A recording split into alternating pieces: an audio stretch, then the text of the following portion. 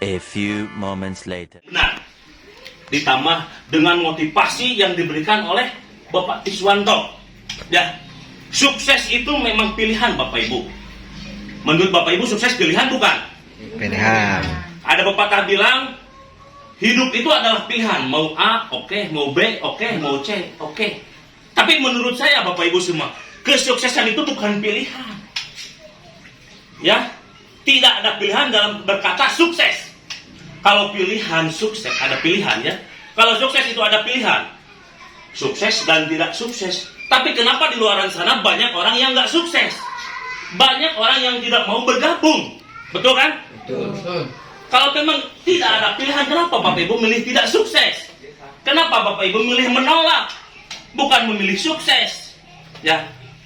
Nah itu. Jadi sukses itu adalah hak kita. Sukses itu kita yang harus memilikinya, bukan orang lain. Jadi saya pernah mendengar kata-kata motivasi ya, kesuksesan adalah hak kita. Bukannya saya tidak bisa sukses, tapi membayar harga sebuah kesuksesan itu mahal harganya. Dengan apa Bu? Ini daftarnya 50.000, tapi sukses itu mahal.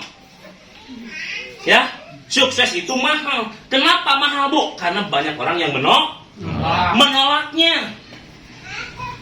Kalau sukses tidak mahal, banyak orang yang sukses.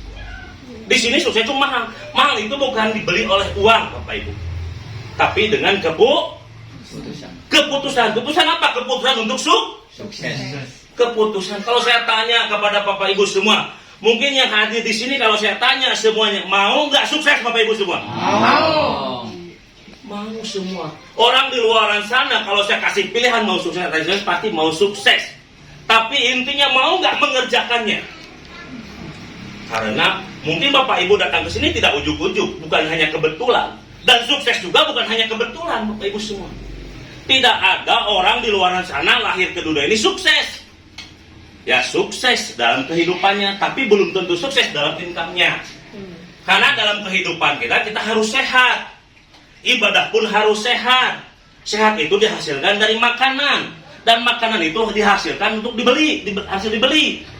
Dan uangnya hasil bekerja. Nah ini adalah wadah yang terbaik. Beri aplaus dulu buat PT CAR Indonesia. Nah, ini luar biasa Bapak Ibu semua ya.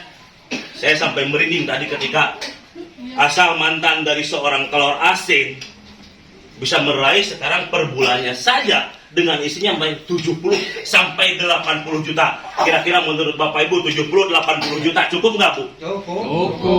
Cukup. Mungkin lebih ya? Lebih. Mungkin 1 bulan belum habis, rekeningnya sudah diisi lagi. Mau Bapak Ibu semua? Iya. Mau ya Bu ya. Inilah yang disebut namanya passive income. Saya kenapa mau menjalankan bisnis ini? Saya mungkin bisa sama penghasilan dengan Pak Tiswanto. Mungkin bisa Bu. Dalam berjualan di sini bisa. Ya. Tapi saya tahu paradigma Bapak Ibu. Kira-kira kalau paradigma Bu ada 2 macam ya. Apa? Paradigma umum yang dinamakan aktif income.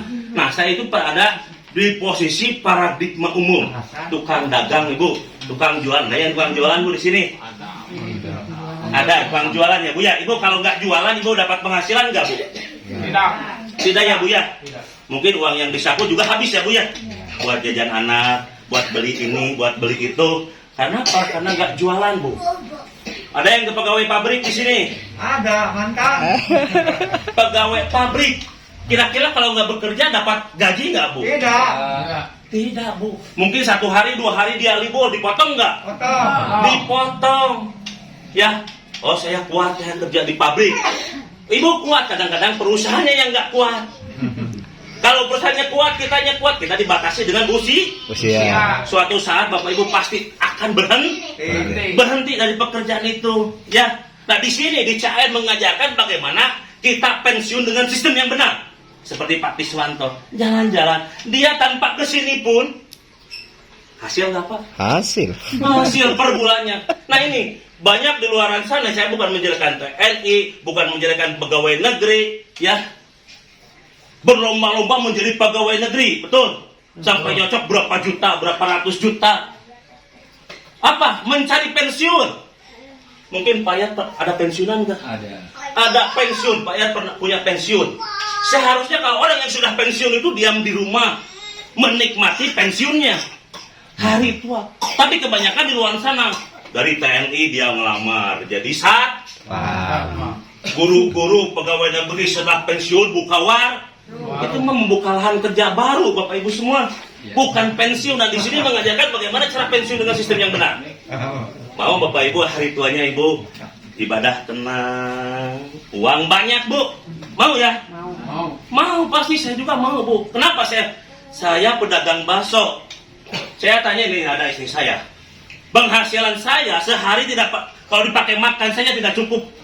Ya cukup dipakai untuk 1 bulan Bu, sehari. Penghasilan Tapi sehari. kenapa? Saya mau menjalankan bisnis ini. Ya, kenapa saya mau menjalankan bisnis? Karena saya tahu paradigma Bu. Ketika saya tahu warung saya tutup, atau suatu saat saya sakit, warung saya tutup, ada nggak penghasilan buat saya? Tidak ada. Tidak ada Bu. Terus bagaimana dengan keluarga saya? Ya, nah itu Bu. Jadi kita sama-sama di sini kayak kita sama-sama berjuang untuk passive income. Di mana mungkin awalnya Bapak Ibu ya seperti inilah, ya akan berjalan dengan walaupun sedikit, insya Allah Bu, jadi bukit gitu ya. Dengan bekerja sama, insya Allah Pak itu juga membantu kepada kita semua ya.